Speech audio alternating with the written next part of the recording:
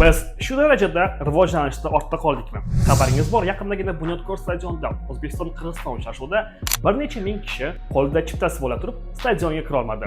Va shundan keyin jurnalistlar, mutaxassislar va bir qancha muxlislar O'zbekistonda haligacha stadionga kirish tizimi yaxshi emasligini, zamon talabiga javob bermasligini hamda qalbaki chiptalar va chiptalarning olib sotilganligiga qarshi hech qanday tizimli kurash yo'q ekanligini aytib o'tishdi. Ana endi bu holatga boshqacha qarang.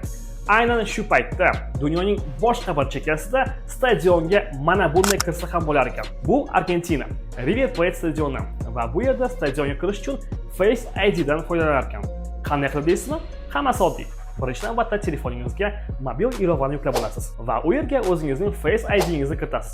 Xuddi bizning pul o'tkazish uchun mobil ilovanimizga o'xshab. Va shundan keyin aynan shu mobil ilova orqali chipta sotib olasiz va stadionga kirishda shunchaki o'zingizning Face ID'ingizni ishlatasiz.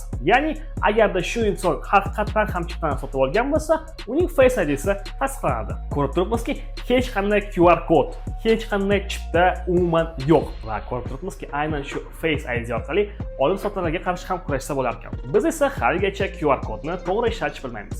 Va eng qizig'i, o'sha Bunyodkor stadionida bo'lib o'tgan voqea bo'yicha rasmiylardan hech kim haligacha chiqib bayonot bermadi. Ha mayli, zato bizda Bunyodkor stadioni bor.